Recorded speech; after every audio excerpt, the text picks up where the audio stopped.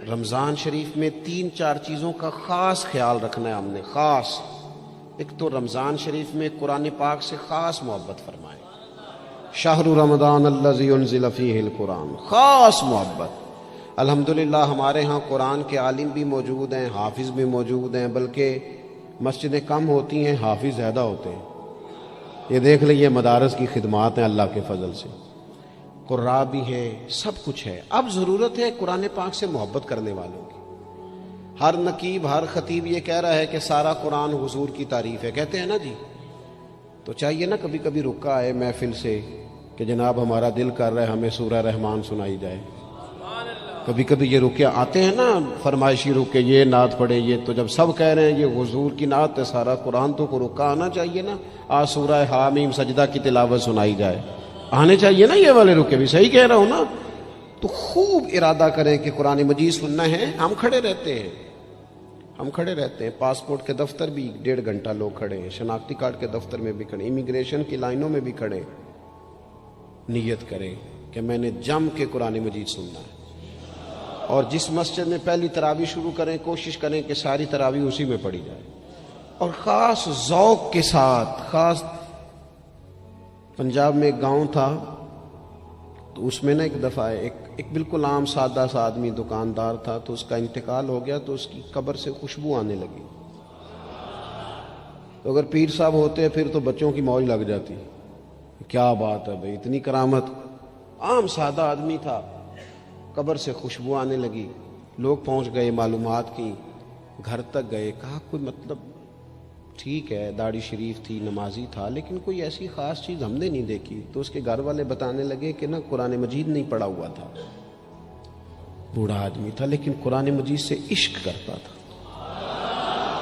کئی گھنٹے قرآن مجید کو وضو کر کے اپنے پاس رکھتا اور پھر انگلیاں چلاتا اور کہتا میرے مالک نے میرے لیے جو بھی فرمایا ہے حق اور سچ ہی فرمایا ہے۔ اسے چومتا، پیار کرتا۔ اللہ نے یہ اعزاز دیا کہ اگر انتقال ہوا تو قبر کی مٹی سے بھی خوشبو آنی شروع ہو گئی۔ خدا را قرآن پاک سے پیار کریں، خوب ذوق بنائیں کہ ہم نے قرآن مجید کو سننا ہے۔ دوسری میری گزارش یہ ہے آپ حضرات سے کہ سحری میں اٹھنا تو ہے ہی، سودا لینے کے لیے بھی جانا ہے، ہمارے ہاں دہی دودھ کے لیے بھی لوگ صبح صبح جاتے ہیں، تو ایسا نہ کریں کہ تھوڑا 10 منٹ اور جلدی اٹھ جائیں اور پورا رمضان تہجد کی نماز پڑھیں۔ بڑی پسند ہے نبی کریم کو تہجد کی نماز۔ صبح اگر 2 رکعتیں نصیب ہو جائیں تو نبی کریم علیہ السلام نے فرمایا جب جوان آدمی تہجد کے لیے کھڑا ہوتا ہے تو اللہ فرشتوں کے سامنے فخر فرماتا ہے۔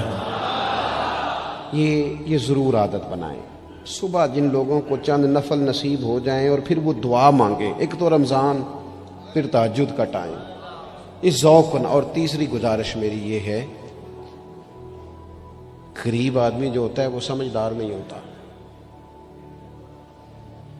چونکہ عقل مند ہونے کے لیے تو پیسے ہونا بھی تو ضروری ہے نا۔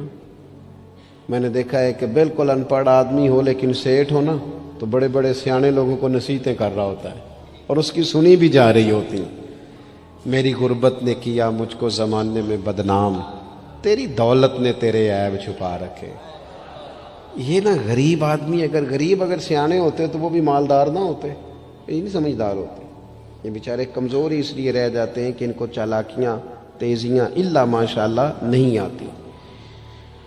تو کئی دفعہ غریب تکلیف بھی دیتا ہے، جب آپ کچھ بانٹنے لگتے ہیں، جب کچھ آپ دینے لگتے ہیں تو کچھ چیزیں محسوس بھی ہوتی ہیں۔ بندہ دیکھ کر خیرات نہ کریں، اللہ کی رضا دیکھ کر کریں۔ ہمیں صحیح حدیث میں اس شخص کا تذکرہ بھی ملتا ہے جس نے آ کے نا محبوب کی چادر کو کھینچا تھا، یہ بخاری میں، اور گردن مبارک پہ نشان پڑ گیا تھا۔ اس نے کہا میں کچھ لینے آیا ہوں، چادر کو کھینچا، تکلیف ہوئی بظاہر، لیکن محبوب نے پھر بھی جب عطا کیا تو مسکرا کے ہی عطا کیا۔ غریب آدمی تکلیف میں ہے، مہنگائی نے آزمائش پیدا کر دی ہے۔ تھوڑے سے امیر لوگ اگر اپنے اخراجات میں کمی لائیں، اگر جو عید پر 6 جوڑے بنواتا ہے وہ 2-4 سے گزارا کر لے، تھوڑا سا اپنے اخراجات کو کم کر کے صرف اپنے رشتہ داروں میں، اپنے دائیں بائیں تھوڑی سی توجہ کریں۔ اور ایک بات کا ضرور خیال فرمائیں، पर्दा पोशी बहुत बड़ा हुस्न है, बहुत बड़ी खूबसूरती है।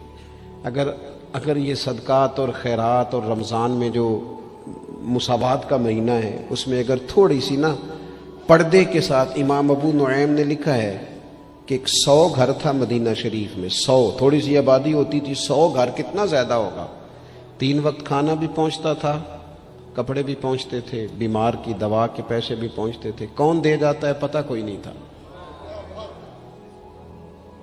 फिर अचानक सबके घर खाना आना बंद हुआ तो लोग परेशान हुए, एक दूसरे से पूछने लगे तेरे घर कब से नहीं आया? का 18 मुहर्रम से।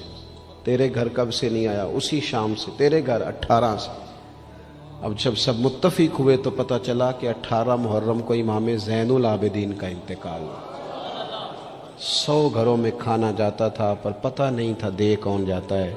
कुछ थोड़ा सा ना, कुछ खबरें ऐसी हैं जो हज़रत उमर बिन अब्दुल अजीज़ सुबह अपने खादिम को ना एक सारे दिन के कामों की लिस्ट दिया करते थे। तो एक दिन लिस्ट दी तो वो चाहिए तो ये था ना कि उस पर लिखा होता था कि 11 बजे महकमा तालीम वालों को बुलाना, ज़ोहर के बाद दिफा वालों को बुलाना, शाम को सेहत वालों को बुला लेना। वो लिस्ट जो दी थी उस पर लिखा था कि कल 5000 दरूद पाक कम रह गया था, आज ज़्यादा पढ़ना है।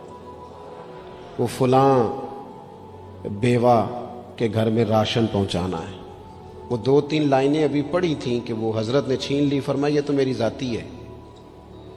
तो मुशीर कहने लगा हुजूर ये कब करते हैं, कभी बताया नहीं। तो आप फरमाने लगे कुछ पैसे छुपा के रखे होते हैं लोगों ने कि मुश्किल पड़ गई तो काम आएंगे।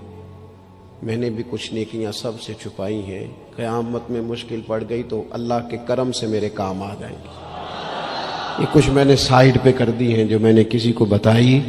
तो रमज़ान शरीफ में ऐसी नेकियों का मौका मिलेगा, कुछ छुपा लें। कीमती चीज़ें सबको नहीं बताई जाती, छुपाई जाती हैं। जो जिनको कीमती समझते हैं ना, करोड़ों रुपया जिसके पास हो वो थोड़ी बताता है मेरे घर में 50 तोले जेवर पड़ा, थोड़ी को बताएगा। तो कीमती चीज़ें बताई नहीं जाती, छुपाई जाती हैं। अपनी नेकियों को कीमती बनाएं, उनको छुपाएं। अल्लाह के हुजूर दुआ करता हूँ। ये हज़रत ने भी इस पर बात की थी और मुझे भी इरशाद फरमाया, ये जो आपस की रंजिशें हैं ना, जब मकासद बड़े होते हैं फिर रंजिशें नहीं होती। आपस की रंजिशें, बस एक हदीस पाक अर्ज़ करता हूँ, अगर आपकी समझ में आ गई तो बात। हमारे यहाँ ना कुछ लोगों ने सुन्नतों को भी मखसूस कर लिया ना कि ये वाली सुन्नत है। भाई तमाम ज़ाहिरी सुनन और आदाब पर भी अमल करें और जो बातनी कैफियत हैं उस पर भी गौर करें। तिरमिज़ी में हदीस है, उम्मीद है आप याद रखेंगे। नबी रहमत अलैहिस्सलाम ने फरमाया, ए अंस, ए मेरे बेटे, तुमसे हो सके तो सुबह इस हाल में करना कि तुम्हारे दिल में किसी के लिए बुग़्ज़ ना हो। सुबह इस हाल में करना कि तुम्हारे दिल में किसी के लिए बुग़्ज़ ना हो।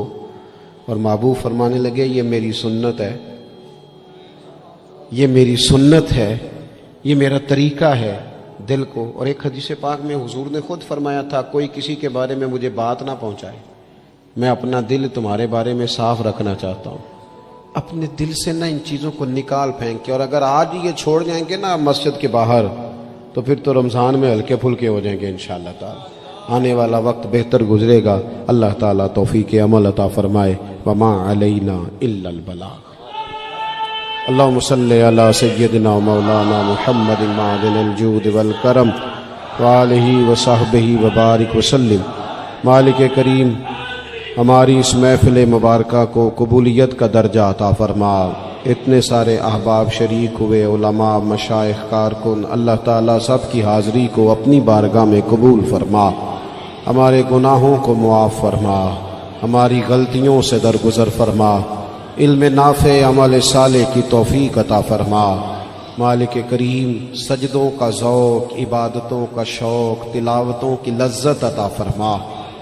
ऐ अल्लाह, खैर करने और खैर फैलाने का ज़रिया बनने की तौफीक अता फरमा। हम सब को शर से महफूज फरमा। ऐ अल्लाह, दिलों के किबले, सोचों के ज़ाविये दुरुस्त फरमा। दरवाज़ा रसूल सल्लल्लाहु ताला अलैहि वसल्लम की ग़ुलामी और गदाई अता फरमा। बीमारों को शिफा अता फरमा। مقروضوں کو قرض کے بوجھ سے رہائی نصیب فرما، جو تنگ دست ہیں ان کے رزق میں وسعت فرما، امت کے حق میں رحمت والے فیصلے فرما، عالم اسلام پر اپنا خاص فضل و احسان فرما، پاکستان میں نظام مصطفیٰ صلی اللہ تعالی علیہ وسلم کے سویرے کو طلوع فرما، قرب و جوار سے دور دراز سے جتنے احباب آئے قدم قدم برکتیں عطا فرما، جس خوبصورتی کے ساتھ یہ اہتمام کیا گیا، اہتمام کرنے والوں کی کاوش کو اپنی بارگاہ میں قبول فرما، ہمارا خاتمہ بالخیر بالایمان فرما۔ دنیا علامہ اسرار صاحب علیل ہیں، مالک کریم شفا عطا فرما، تمام بیماروں کو شفا عطا فرما، دنیا اور آخرت میں ہماری پردہ پوشی فرما۔ اللہم انا نسألک العفو والعافیۃ فی الدین والدنیا والآخرہ، رب اغفر وارحم وانت